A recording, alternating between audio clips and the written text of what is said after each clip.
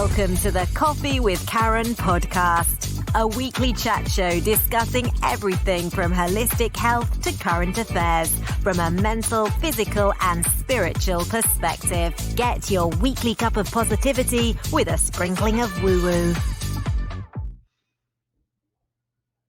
Oh, welcome to the show. Today is Tuesday, and if you're hearing this on Mintwave, you can go to the website KarenRobertsCoaching.com/Mintwave-radio. You can just ask Alexa for that, or if this is via podcast, download the app for Apple and Android from the same page. Feel free to subscribe and follow any of the other podcasts that are on that page. There are 24 of them. So today's episode is 155, and today we have Adrienne Irizarry, who is an Eastern medicine practitioner, and we're going to be talking about period solutions for a symptom-free life.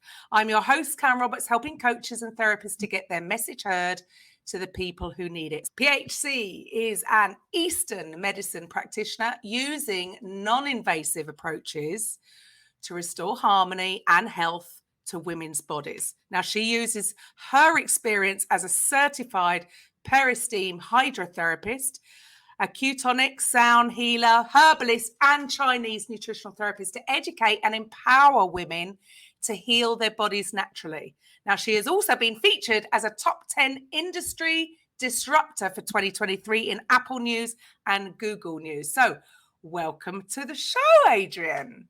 Thank you so much for having me. It's a pleasure to be here.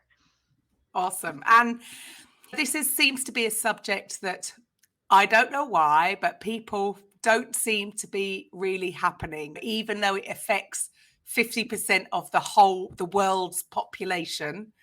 But it's something that they don't want to speak about. But out of that 50% of the whole population, how many women are suffering in silence? Oh my goodness, so many. I always say that there's 99% of the world has some sort of menstrual imbalance. And I leave the possibility open that there is that one unicorn that will walk through the door of my practice someday that doesn't have something going on. So even people who are like, oh no, my cycles are regular, they're normal, it's fine. A lot of times when we start talking about what that actually looks like and what a standard healthy cycle is supposed to look like, we actually uncover, oh, it's not quite as normal as I expected it to be. I didn't know that. And a lot of that issue comes from a lack of education around women's health collectively. And is that because we've been brought up to basically deal with it? Ooh, that's a tricky question. There are a lot of things that factor into it. There are cultural aspects that factor into it. There are religious aspects that factor into it. In the West, in general, women's bodies are a taboo topic unless they are being objectified for the male gaze, really, because there's a lot of around talking about periods and period health. And you see the movies where you've got the guy that goes to the grocery store to buy period supplies for his daughter, wife, significant other, whoever, and they make this big deal about the fact that they don't know what to pick and oh my gosh, this is such a big deal and all of this stuff. But it's not. It's a very natural process in a body, and collectively we haven't been taught to look at it as natural in a body for women as breathing is for any gender. And this is why it needs to be brought up, because do you think many women are suffering in silence because maybe they think it's only them going through it? Or what do you think is going on here? I think it's a multifaceted problem. I think some of it is a lack of education. So they don't know what they don't know. So they don't know to question it unless it's becoming a really big, like painful or a really big irregularity driven issue where it's compromising their way of life. But like even things like brown blood in your period is a sign that there is disharmony occurring inside of your system. We just haven't been taught to look at our periods this way.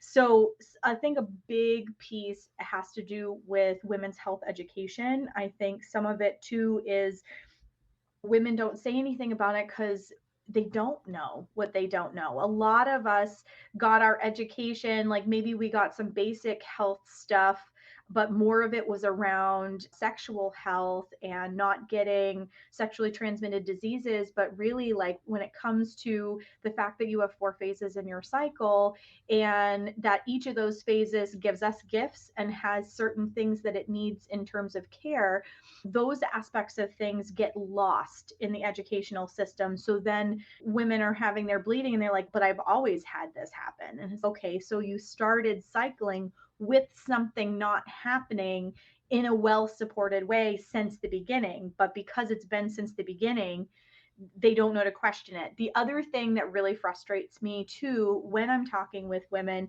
is the sheer number that go to their doctor and they say, hey, I'm noticing these symptoms. Is this normal? And the doctor's response is, has it always been that way? And their response is yes. And they go, then that's normal for you. I've heard that in terms of regular cycling. I've heard that a lot from women post having children. Oh, that tends to happen after you have children. That's normal after having children. And the thing is, you don't know what to benchmark against because we don't share what a standard healthy cycle is supposed to be. So you take your doctor at their word and go, oh, they're saying this is normal for me, so I'm not questioning it until it escalates into a problem that is like life disruptive, quality of life disruptive. Which is pretty standard for all of us. We wait, unfortunately, as human beings. Instead of the prevention is better than a cure, we do tend to leave it to the last minute until something's really bad. But what if you'd like to share with the audience, though, first of all, before we get into the nuts and bolts of this, a little bit more about your story and how you came to be doing what you're doing now? Absolutely. That's a great question. I was called to this work as one of those very frustrated women who was not getting answers to their questions. I had no issues when I was pregnant with my daughter. I had a beautiful home birth. And then immediately after I gave birth to her, I started having health issues. And back up a little further than that, actually, when I started cycling, I had endometriosis right out of the gate. I was told that I probably would never be able to naturally conceive. And that was just the cards I had been dealt. So I had been put on birth control in order to quote unquote regulate my period. And I use air quotes there because the pill does not regulate your cycle. It actually flatlines your hormone expression, but that's another topic. And I didn't know at the time, right? My doctor told me this was going to solve my problem. I was in mind numbing amounts of pain. My cycle was irregular. I was having really big clots. And so I was just like, okay, if this is going to make it so I can enjoy my life, then I'll do it. Like so many people, I went on birth control for that reason and ended up coming off of it very suddenly when I had a heart attack at 25. So Oh, that was one of the big turning points in my chronological, like what led me here process. I realized, wow, there's a lot of really scary stuff that's not disclosed about birth control. I don't feel like this is going to be a really good fit for me later on in my life, but I don't know what to do about it. But it just hung out there. And then surprise, I got pregnant with my daughter about a year later. It was just very much a surprise. And like I said, I had a beautiful pregnancy with her. I had a good delivery with her. There was no issues there, but I wasn't well supported in my postpartum recovery. And that led to a lot of health issues. And so I was having difficulty breastfeeding because I couldn't make enough milk because my body was so depleted and not replenished in the right ways. I had to go back to work at 9 weeks postpartum because here in the United States, we just don't have any paid parental leave unless you're with choice companies that do that and value that, unfortunately. and went back to work at 9 weeks and then started bleeding. And I bled for 6 months straight. Nothing would make it stop. And my doctor had said we could give you a Lupron shot, which would have put me into menopause. And I wasn't comfortable with that. They told me they could put me on birth control. And after why I had come off of birth control so suddenly in an emergency room a few years prior, I was like, nope, not interested. No. There has to be another solution. And their only other option was an IUD, which did not solve my problem. So left with no answers. Somebody had suggested acupuncture to me. I knew 30,000 foot view information about it. I didn't know a lot about it at the time. And in 4 sessions, she got the bleeding to stop. And I was like, oh, what is this magic? And I must know all the things about it.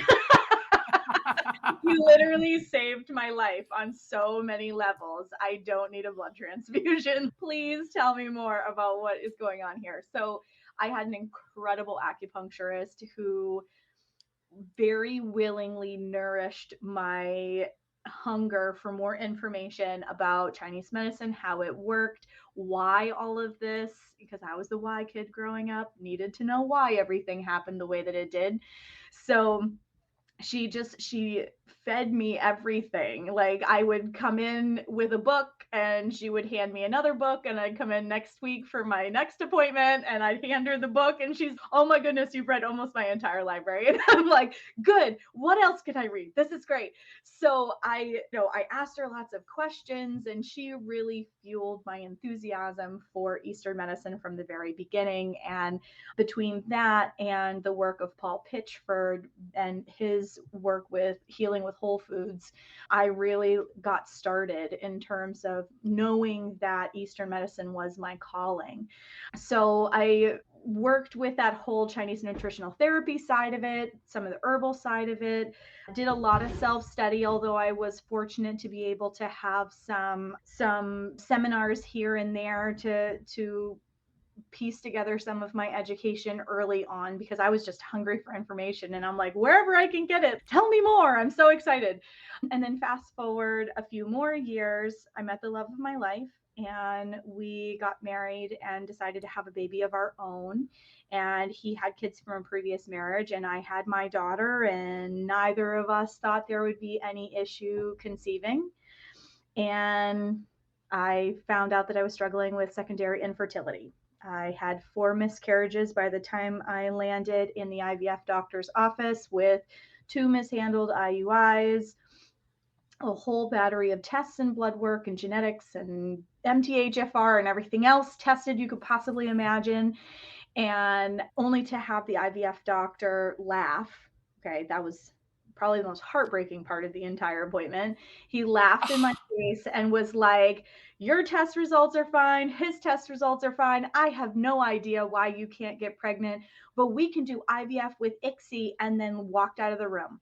Didn't explain anything. I didn't even know what ICSI was at the time. And I just was sitting there and was like, total shock. And then they took me through all the meds that I was going to have to take, and I started to panic. And I'm like, have you not seen my chart? I went to the ER. I had a cardiac episode the last time that I was on meds like this.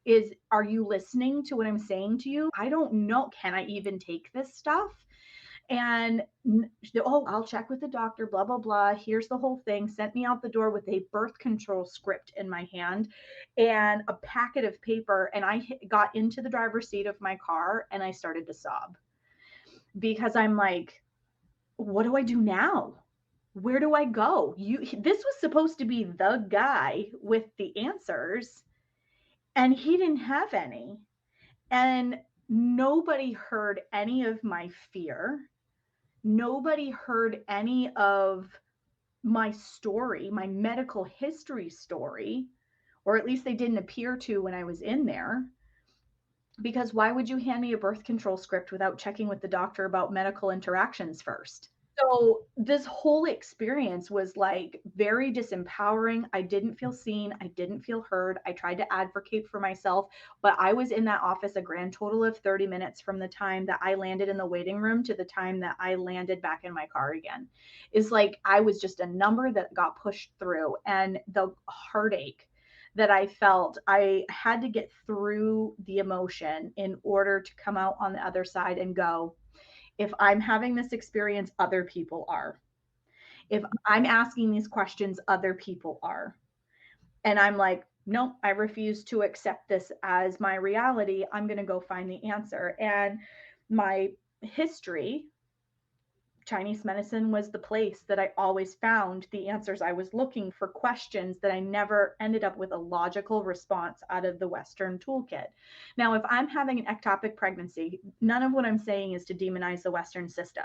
If I am having an ectopic pregnancy, I want a super skilled OBGYN saving my life, like hands down. But there are so many places in between surgical and hormonal intervention and where people are at in their health continuum that are just completely not being addressed by the Western system. And I feel like if there could be a better synergy between the two, that it would really be to the benefit of the patient. But that's not the reality that we're in right now. So I went in search of answers, and Moon Essence became the solution to the answers that I wasn't finding for my own fertility journey, for issues that I had been having with endometriosis for years that nobody had been able to provide me with tools other than, here, take birth control, it'll solve your problems.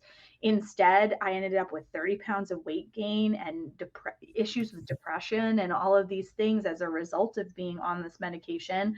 I came off of it and I'm like, oh, whew, I feel completely different. And I didn't expect that because it came on so slowly. I didn't expect such a breath of fresh air kind of experience and this lightening of the load that I had when I came off of the medication. So I turned that heartache into fuel for my practice because I wanted to solve these problems for women. I didn't want them to suffer the way that I did. I didn't want them to have to bury as many babies as I did. So 7 miscarriages and 6 years of intense training later, I solved these problems for women so that they don't have to go through what I did. Wow. Now, when I asked you for your story, at 7, I'm not anti. I feel the same as you. I'm not anti Western medicine. If God forbid, if I'm in some kind of accident and I've broken bones and I'm bleeding out, please take me. However, what is the difference? The Eastern way, is it because it's more of a holistic approach and that it isn't just let's treat what is wrong or what appears to be the problem rather than treating the whole body as a, because there's so much going on. One thing's going to affect the other. And so it just makes, even if somebody doesn't have any kind of medical experience, doesn't it make sense that you have to treat the whole person? From my perspective, yes. Like you can't separate the parts, right? So think about it like making a batch of cookies. You can't have a cookie without mixing all of these ingredients in together, and it's the synergy and the chemistry and all of that creates the experience. Right? So that's how I look at the body. And Western medicine has a very siloed approach. You have a doctor for your ear, nose, and throat. You have a doctor for your lady parts. You have a doctor for your joints. You have a doctor for, like, even in the birthing process, you have a doctor that deals with the birthing of the child. If you are working in the Western clinical setting, you have somebody who's dealing with the birthing part, but they don't help you with lactation. There has to be a different person that helps you with that. And you're still not a sum of parts. You're not an interwoven communicative being. And so in Chinese medicine, or East Asian medicine, I probably should broaden it to that because I'm trained in Western, Eastern, and Ayurvedic herbs. So I pull from the Eastern and Western materia medica in my work. But when you're looking at the body, like, your emotional state has physical symptoms. Your physical state produces emotional symptoms.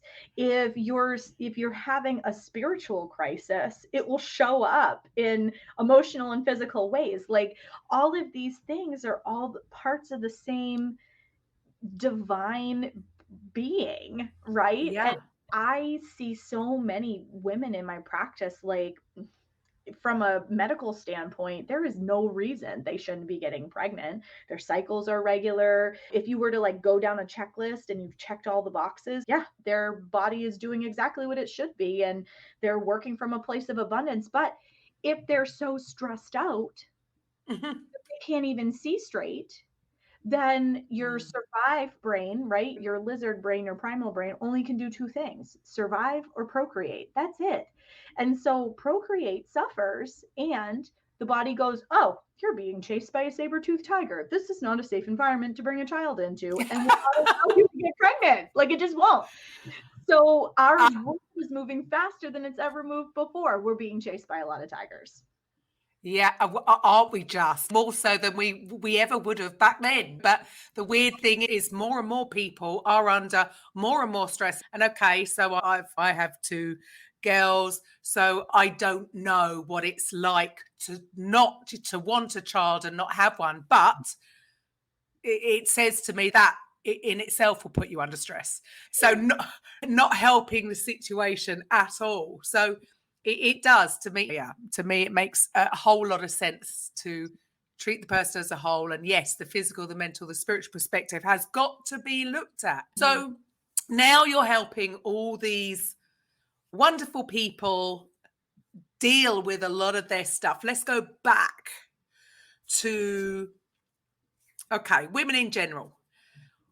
You know, it, Adrienne, is it a real thing? How does being a cyclical being affect you on a day to day, either your work life or your day to day? Oh, it is a very important part of the entire equation. One challenge that we have in our Western culture is, in order to keep up, we are expected to stay in spring and summer energy all the time, all year long, all month long, all day long, it doesn't matter. And the difference is men experience their hormones in 24 hours. Their whole cycle takes 24 hours. We, as bleeding bodies, even when we've transitioned and we're not bleeding anymore, we experience our hormones in 28 to 30 days. Having that longer expression of all of the aspects of our hormones changing changes a lot of things for us. It changes our energy level on and off through the month, the tasks that our brain is wired for, and so much more. So understanding that women, and when I say women, I'm talking about assigned at birth, right? So gender expression and identity expression are not, are, I'm separating them for the sake of this conversation because we're talking about biology. I welcome all performances of identity into my practice, but I am working with the biological expression of hormones and body parts. Okay. So when I say women, I am using it inclusively, but I thought that it was important to mention that part. You have two distinct halves of your month. The first half is all about substance. So for the first 4 to 5 days, you have your bleed. If it's longer than that, it's a sign of imbalance. Just putting that out there. If it's shorter than that, people who are like, it's 3 days and it's done, that also is a sign of an imbalance. Again, it's important to know. You're looking for a 4 to 5 day fresh red blood flow for days 1 through 4 or 5 of your cycle. Then once you stop bleeding, you are still in the follicular phase. Although menstruation is like a moment of a few days at the beginning. So you lose blood at the beginning, then you're building substance. So as you progress towards ovulation, your body is building a blood-rich endometrial lining. It is developing the follicle that is going to step forward as the dominant one to ovulate that month. So there's a whole bunch of substance building going on in the background. Then we have the catalyst that starts the second half of the cycle, or the luteal phase of the cycle, and that is ovulation. So we should feel our best at ovulation. And that isn't the experience for everybody. And that speaks to an imbalance. So if you spot you have PMS and cramping right around ovulation, that all tells a story that your body's asking for certain types of support. So the ovulation phase of your cycle, you should feel like you could run the world and you can multitask like a boss and you have tons of energy and it's the most verbal part of your entire month. You can articulate yourself really well. Even if you are not an extroverted person, it's your most extroverted part of the month. Menstruation, even for extroverts, is the most introverted part of the month. And there's a reason for that, right? We're shutting down some non-essential personnel in order to put energy resources towards the bleed itself, because it is a big process that your body goes through every month. So we're in the middle of the cycle, right, at ovulation. And then the luteal phase progresses after that. That is all about energy. So if an egg is fertilized, this is where a lot of the business starts to happen, right? And your basal temperature comes up, and it's all about heat for the remaining part of the cycle. And then if a pregnancy doesn't result, then your temperature drops and the blood comes just a little bit after that. So every single one of those benchmarks that I mentioned, menstruation, the follicular phase, ovulation, and the luteal phase, all have different energetic changes. Being able to work with those changes can make you a super productive human being. So menstrual phase tasks are things like writing, editing, those more introverted tasks that you have to do throughout your workday. The follicular phase, you're going to be in a building process at the beginning, and then you're going to be coming into that like full tilt kind of energy. So this is where your highest intensity workouts will go. This is where if you have to do social networking for work, or you have to go to events and be present at events, this is where you're going to feel most like doing it. Any of you listening, you probably have had that moment where you're like, oh, this has been on my calendar for a while and I know I need to pull on my big girl pants and I need to go to this event, but man, I don't have the energy right now. You're probably late luteal, almost to menstruation at that point.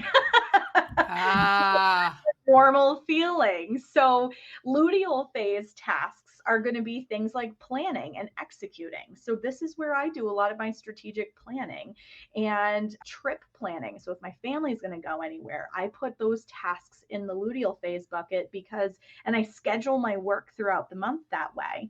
And in doing that, I have more energy. I'm less tired. I have no symptoms in my period. So I have endometriosis, confirmed endometriosis, and I have a 28 to 30 day cycle, fresh red blood, 5 days. That's it. No pain.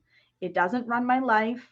I don't have painful bowel movements, no pain with intimacy, nothing, right? Those are very common complaints when people have endometriosis. Now, stress is a big factor, and controlling inflammation is a big part of controlling endometriosis symptoms, but it's possible. Living proof that it's possible.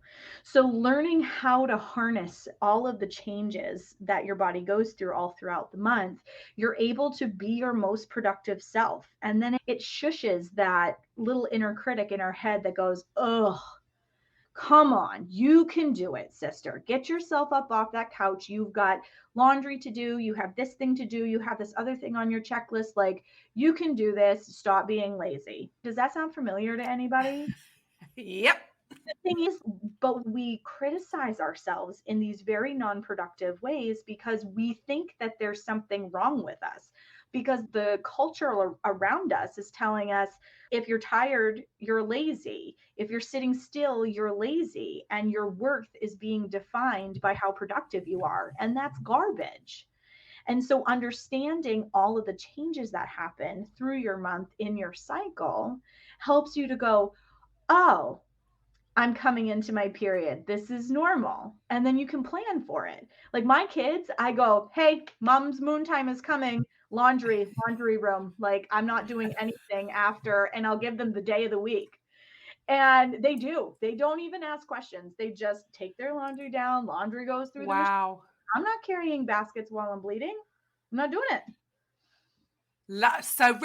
So you've just found a way to work with your body rather than against it. And for something that's so natural, this is what all women all women should be doing. But we seem to be, maybe the problem, I suppose, can be is not every woman is in control of her work schedule. So really companies need to take this on, because it's not fair. We're just being put into a male hormonal days schedule rather than working with our own, and they'd actually get more out of us, because like you said, we're going to be more productive because we will be working within each cycle in the correct way.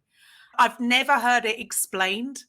Like, I've heard about, oh yes, there's these different cycles, but to explain it in that way is going to help women totally in their day-to-day, in their relationships, with their, obviously it's going to have an effect on their health and their whole day-to-day. Something that we should all know this, but no, it's never been explained to me before. And have you noticed that you tend to get sick just, if you're going to get sick, you tend to get it just before you bleed? It's common. There's a reason for that. Your body is gearing up to do this other process. Your defense shield comes down and things can get in. So little things like this, if we just knew these aspects about how our bodies work. And I believe that this is a conversation we can be having with young ladies as they start their years, because part of the health education problem is the fact that because our culture sexualizes women's bodies, they can't separate sex and body literacy. And the problem with that is young women, when they should be learning these fundamentals and practicing these fundamentals in terms of caring for their bodies, they're not getting this information because they need a body literacy. And it's totally doable to have an age appropriate body literacy conversation with a young woman. I have them all the time where sex doesn't enter into it at all. It's just these days, this is what's happening. This is how you're probably going to feel. Then this is happening in your body. So when you do sporting events, you're going to have more stamina here and you're going to feel the best here. And then just before your period, don't double up on practices and take on a lifting workout before you go for whatever the competition is. My daughter plays rugby. I have one that my daughter who's cycling, she plays rugby. So I'm just like, okay, so your breathing, your stamina, not going to be top notch in those couple of days beforehand. So just plan accordingly. And we don't schedule her jiu-jitsu tournament matches when she's going to be just before or in her bleed. I learned this back in college. I used to be a competitive kickboxer, and man, if I took a fight in like those few days just before my cycle started, I lost every time. I couldn't catch my breath. My stamina was in the toilet. It was awful, but give me a fight closer to ovulation, man. No big deal. Could do it with a backflip and a twist. And I never put those things together until I started doing the work that I'm doing now. And I'm like, oh man, it affects athletic performance. It affects work performance. You had made a good point about when you're working for somebody else, you don't always have control over your work schedule. But I do say that there are things that you can control. So for example, not double booking yourself or overbooking yourself, taking a 20-minute nap at lunch. Maybe you go out to your car and you take a 20-minute nap at lunch. Make sure you're at least taking your break, right? Because there are people that will work straight through their lunch break and they'll eat while they're working. I am guilty of that sometimes, depending on how much is going on. But being really mindful around your period, that you're giving yourself that break at lunchtime. This is where you plan to get to bed by maybe 9 o'clock when normally you'd stay up a little bit later, so that you can get a full night's sleep and have that full hormone restoration cadence happen, because that typically happens between 9 p.m. and 1 a.m. During your bleed or just before your bleed, getting to bed by 9 o'clock is a really big part of you not feeling completely exhausted the next day. But sometimes you can schedule your tasks. Maybe somebody says, hey, somebody needs to cover this networking event. I always look at my tracker and I go, okay, I'm going to be in this phase right around, yep, I'll have the energy to do it then. And so I'll volunteer for things when I know, and this was happening when I was working for somebody else before I started working for myself. I am naturally more of an introverted person, actually, and I do much better one-on-one, but groups, they take a lot out of me, and it's a lot of energy. So I would try to schedule them in those like 2.5 weeks. Okay, if somebody has to go to this business after hours or a morning mixer or whatever, this is where I'm going to do it, because I'm not going to feel like being a wallflower during this time frame. There are ways that you can work with it. You might not have complete control over your workflow, but things that you do outside of your workday, and sometimes planning tasks during your workday, can be within your control. And you can always make a case for why you want something to appear on a certain day and be like, okay, so this presentation needs to happen here because I'm going to put my best foot forward here. So find a way to convince the boss that this is where it should be. So you don't necessarily have to clue them in on your cycle, but they're going to start seeing your best performance side forward if you're doing it in alignment with your cycle. So they're going to be like, that's when you want it? Sure, that'll be great, because they know they're going to get a great product from you. Ah, there you go. That's why I say it's even companies that really they would benefit if they understood this, if they wanted to get more out of their staff, 50% of their staff, much better, much happier work environment, much happier employees, much healthier employees, if they took this into account. And I know you said earlier about it doesn't matter, what stage you're at, this still will affect you. So what if you're into menopause? Does this cycle still have the same thing, have the same effect? The effects are a little less pronounced, but they are still there, because our bodies have a connection to the moon. So moon phases are still going to affect how we feel. I remember years after my mom stopped cycling, she's, oh, this must be my period, what would have been my period week, because I'm feeling pretty tired and I don't want to do a lot right now. So it is true. You will still see some ebbs and flows. Another question that I get that's in that same vein, actually, is women who are on birth control, because they don't have that cyclical up and down of their hormones also. What I often will recommend is that people look at the lunar cycle and see where that's at. So if it's a new moon, honoring a little more of a pulling inward, that dark time, right? Because the full moon would be more around where ovulation would naturally be. So working with the lunar cycle actually will energetically support what it is that you're doing, whether you're bleeding or not. Ah, now what then happens? So what if you're in a complete opposite to the lunar cycle? What goes on there? Oh, you mean Or to the bleed? yeah, or is that quite uncommon?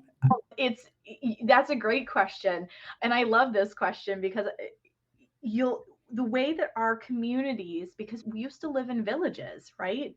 With globalization and the way technology has separated us, we're more connected and we're more distant than we've ever been before right now. So standpoint, and we used to have red tents and we used to live in villages, and actually it was an evolutionary thing, because half of the women would be cycling and the half that wasn't would take care of them, and then vice versa. So you had new moon bleeders and you had full moon bleeders, and depending on your school of thought in terms of the spiritual side of things, because this is the program that does have a sprinkle of woo-woo, right? So depending on where you are in that, like there was in some cultures religious significance around whether you were a new moon or a full moon bleeder. But from a care standpoint, women were encouraged to rest. It's your most introverted period of time. Some cultures believe that the veil is thinner between earth side and spirit side. And so the women who were bleeding actually had the honor of communing with ancestors and maintaining guardianship over that relationship for their family unit. And then on the flip side of that, then they would be taking care of those who were cycling so that they could stay in this very spiritually alchemical kind of space in the red tent. So it was both to support biology and fertility, which I think at some level they understood, but at some level they didn't during that period of our life. And then with the rise of Western gynecology, a lot of those practices started to disappear. A lot of the women's herbal wisdom would disappear because women kept a lot of that plant ally information and used it to care for other women and midwifery and recovery after babies and all of those kinds of things. So yeah, it actually, Right. they would divide themselves because there's this joke that, oh, you're cycling, all of the rest of us will start, our clocks will sync. It'll only happen to a certain degree because our bodies Ah. recognize that there needs to be people to care for. Yes, and that again, that makes just so much sense. See, our bodies are far more complex than we give them credit in the Western world. Another thing, and I know my youngest struggled with this, as I did when I was very young, getting really bad period pain. I'd have time off school, get a hot water bottle, and just, oh man, I can remember the pain, and which is the reason why I went on the pill, funnily enough, until I was about 20, probably about 22. And I did have connected with somebody, I think it was a client actually, who had breast cancer, and the specialist that was dealing with her did basically say it was pretty much down to a combo of Nurofen, or I shouldn't say names on the show, but strong painkillers and the pill. Yeah. That's how bad it could be. But when back then, obviously we didn't know that, and you just want the pain to go, because again, that's seen as a very normal to have really bad period pain. But It's not. So in our culture, we normalize it, but it's one of the little flags that our body waves that says, hey, can you give me a little more love and support in this particular area? So all of the symptoms that we see and our culture normalizes to some degree, like PMS symptoms, going from being a fire breathing dragon to needing a box of Kleenex in 5 minutes flat, the pain factor, all of those things are normalized, but they are not normal. And our culture hasn't started. I can see murmurs of the fact that we're starting to figure out that this is actually like a warning sign. But girls, especially young girls, are really susceptible to liver chi stagnation. And as their bodies are practicing this process, you don't ovulate regularly when you start getting your period. Your body is more estrogen dominant during that time frame. And part of why cycles are irregular in the beginning is your body is figuring out how to bring the progesterone side of the equation to fruition. You don't always ovulate. It can be up to 5 years of this practicing that happens until the body like ovulates every month and has the appropriate rise of estrogen and progesterone in the appropriate phases.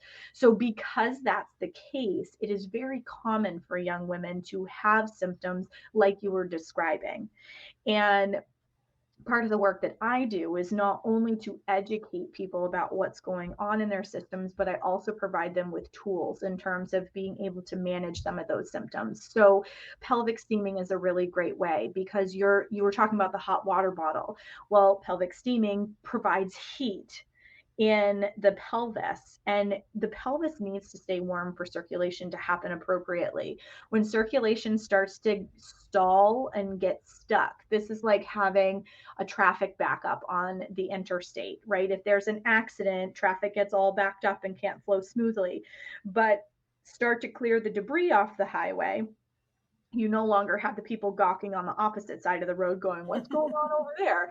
And you're not frustrated because you're not stuck behind the accident anymore. And it may be one lane to get around it as they're cleaning up, but then it becomes 2 lanes to get around it as they're cleaning up. Clearing what is stagnant off that interstate highway, all of a sudden the traffic can flow smoothly and appropriately back up to the right speed. So that's essentially what I do in that case, because when everything is moving appropriately, you don't have that kind of pain. So a lot of times it's both a nourish the blood and move the blood kind of equation, and provide some heat so that things are moving appropriately. And a lot of times the pain is solved.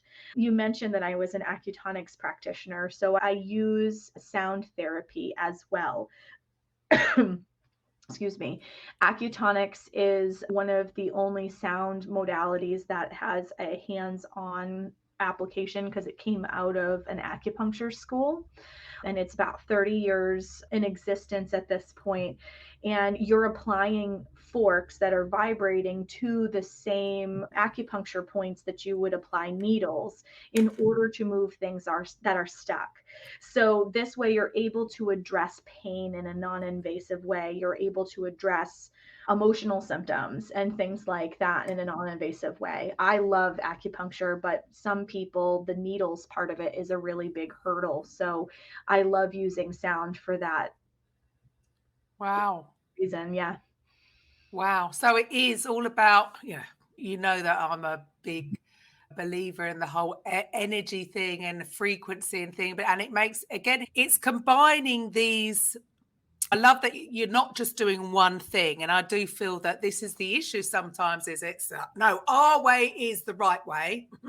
No, our way is the right way. And actually, when everybody can drop the ego and bring some modalities together and see what is the best for the individual person, Yeah. then the best interest is for the person, not for you. It doesn't matter what you think is right. These are the things. So it sounds like you've got loads of different tools that you can pull from to help the individual person from a different modality. So obviously, I'm presuming you can only do that in person.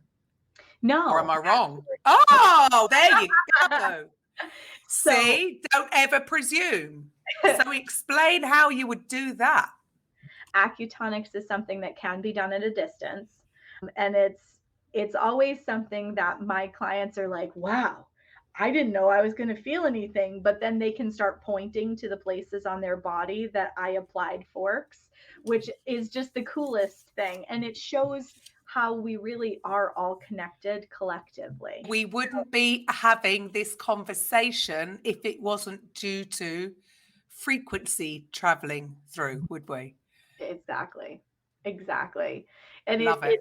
it's one of the reasons I love the modality. And in terms of like pelvic steaming, for example, I set people up to work at home so that you can fit it in around the comfort of your own schedule. Sometimes people aren't comfortable coming into the office for things like that because, again, like a lot of women have medical trauma, they have life trauma, little t or big T trauma.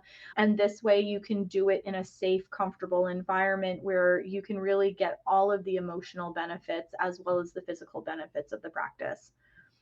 So what I just heard there is that this could actually also help past traumas. Oh gosh, yeah. So there are two acupuncture points on your perineum. And I don't know about you, but the idea of needles in nope, I'm good. No, thanks.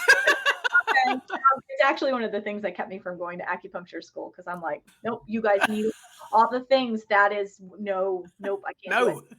But those 2 points are incredibly powerful in terms of overall system-wide benefits, because if you think about it, it's right in your root chakra for anybody who's familiar with the chakra system, right? So you're moving energy from the part of the body where women store a lot of stuff.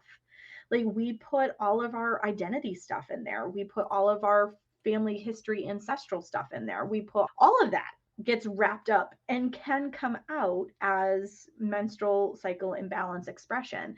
I have a couple people I'm working with right now that is their experience, either because of a religious background thing or a familial family relationship issue.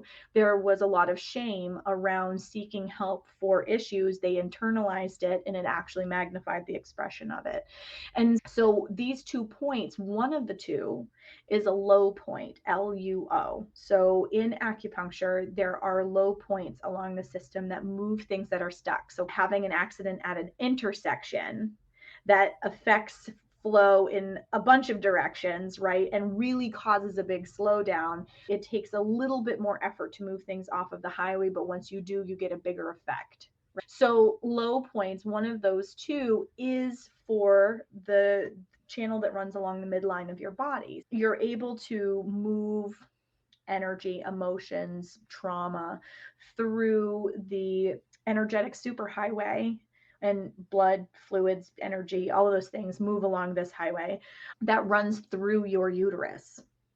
So being able to use steam to move this in a very non-invasive, gentle way has huge benefits for emotional, spiritual, and physical well-being. So yes, it does deal with, yes, I have period cramps and problems and things like this. I've seen it transform marriages where she almost died in childbirth. She wants to try to have another baby. Husband not really excited about that idea. It causes a lot of friction in their marriage. She processes out the trauma of that experience that she had been stuffing down in there, and all of a sudden their communication and their relationship completely changed, and it turned around from brink of divorce to happily wedded. Wow. So like I've seen that happen. I've seen people who've had abortions and miscarriages or full-term pregnancies that ended up being stillbirth. We hold all of that energetically in our system, and steaming has been a really great way to move all of those energies that we store in this part of our body so that our nervous system can process it and we can reestablish more equilibrium and homeostasis in the body. Wow. Love it. Love it. And I think this is, if anybody's out there that has been suffering and it's become the norm because you think it's the norm because it's always been that way, I think that's really empowering to realize that it doesn't have to continue being that way and that there is help out there. For the listeners, if you're watching this, you'll have all of Adrienne's details below. But just to the listeners, how can they get in contact with you? Yes. So I have a couple of great options. One is Instagram. I'm very active on Instagram. My handle is Moon Essence Me, M as in Mary, E as in Edward. And I have a great class offering on my website, moonessence.life/classes. I have a full course catalog that takes you through basic body literacy. Here are the 4 phases of your cycle and what's going on, all the way up through the energetic shifts that you see in those 4 cycles. If you're trying to get pregnant, here are some things that you should do in terms of groundwork beforehand. Or if you're perimenopausal and going, am I going through menopause yet? I don't know. I have resources for all of those kinds of questions on the moonessence.life/classes page. Fantastic. This is something that really isn't being spoken about. So thank you for filling that gap that is needed, because from what you've just shared there, this isn't just about helping young girls that are going through and suffering with bad period pains, or people going through menopause, people trying to get pregnant. This is so much more, because having an understanding of this is actually going to make you more productive in your work. So it's going to relate to business and wealth. And then even from that last thing that you've just shared, then actually can help with your relationships too. So you've really got you've covered all areas, haven't you, Adrienne? Yeah, it's really impressive how bringing our body into balance in terms of how our cycle expresses itself really does solve a lot of symptoms, let's call them, in other areas of our life. I truly believe we can have an entire generation of young women that has no idea what a cramp is. if we only did a better job at educating our young ladies. But there's a lot of women who are in other phases of their life too that are just feeling overwhelmed and under-supported, and I'm here to fill that space. Love it. Yeah, it is a subject that does need to get out there. People do need to hear this because I suppose it's something that's happened every month ever since you were whatever age, 14, 15, whatever. And yes, we can get very quick to accept, oh, I've been told, like you say, if the doctor said anything to you, or, your mum, bless her, unaware, right? Oh, yeah, this is normal. Oh, yeah, I know. Some people get it worse than others. But actually, no, there is no need to suffer, which is massively empowering. Not guys, girls, ladies. There's no need to suffer in silence. There is a way out of this. So get in touch. That's moonessence.life/courses. Awesome. So thank you so much for your time today, Adrienne. Fascinating subject. And guys, get in touch if you want to find out more. Other than that, I will be back tomorrow with a Coffee with Karen. So goodbye for now. Coffee with Karen podcast, a weekly chat show discussing everything from holistic health to current affairs from a mental, physical and spiritual perspective. Get your weekly cup of positivity with a sprinkling of woo-woo.